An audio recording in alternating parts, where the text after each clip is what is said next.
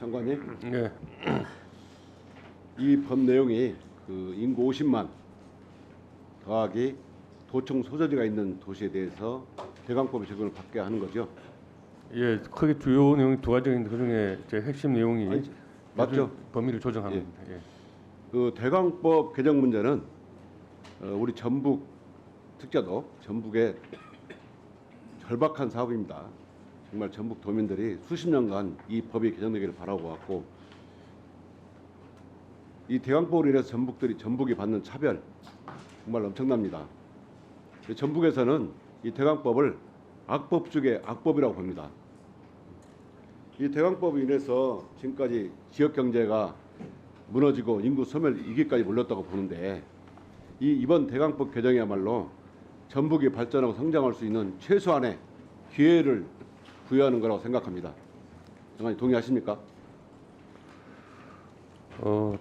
이 법안의 제도적 범위를 조정하는 취지에는 동의를 합니다. 동의를 하는데 예, 거기 알겠습니다. 따라서 고맙습니다. 예산 지원 부분은 예, 제가 말씀. 재정 운용에 관한 부분이기 때문에 그러면 장관님, 좀 심도 있는 법 시행 논의가 필요하다고 이후에 생각합니다. 지금까지 30년 동안 대강법에 근거한 예산이 총 얼마 지었는지 알고 계십니까?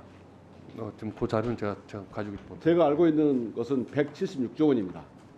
그런데 전북 특자도가 지금까지 지원받은 금액이 얼마인지 아십니까? 0원입니다. 0원. 방금 말씀하신 것처럼 형평성 문제 말씀하셨는데요. 보겠습니다. 교통량이 적다? 보십시오. 같은 전주 광주권 교통량 비교해보면 큰 차이가 없습니다. 전주 26만 대 1일, 광주 30만 대입니다. 교통 혼잡 비용 보시면 오히려 전북이 더 심각합니다. 전북이 1.94조 원인데 같은 대강법의 적용을 받고 있는 광주는 1.8조 원, 대전이 1.86조 원, 울산이 1.8조 원입니다. 거의 비슷합니다. 또 형평성 문제를 말씀하셨는데요. 보십시오. 인구 50만 이상 도청 소재지는 수원, 청주, 창원입니다. 그런데 광역 급행철도 추진은 수원, 청주, 창원 하고 있는데 전주는 배제되어 있습니다. 대강법 적용, 물론 전주가 배제되어 있습니다. 이 세 도시는 적용이 되고 있어요. 오히려 전북 전주가 차별받고 있는 겁니다. 전주를 넣어야 형평성에 문제가 없는 거라고 봅니다. 장관님 어떻게 생각하십니까? 의원님 지적에 제가 일일이 답을 하기보다는요. 이 법의 취지가 궁극적으로 예산을 더 투자하자는 것보다는 광주교통 체계를 좀 더 효율적으로 운영하자는 것이기 때문에 의원님께 지적하신 예산 지원 문제는 다른 루트를 통해서 다른 방법을 통해서 각 지역별로 형평성 있게 이루어졌다라고 생각합니다. 반대하세요.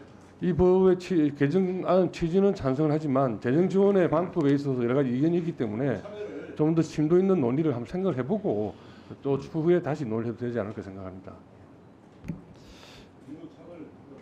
예. 그동안에 특혜가 아닙니다. 반드시 이걸 생각해서 이 악법은 개정돼야 한다.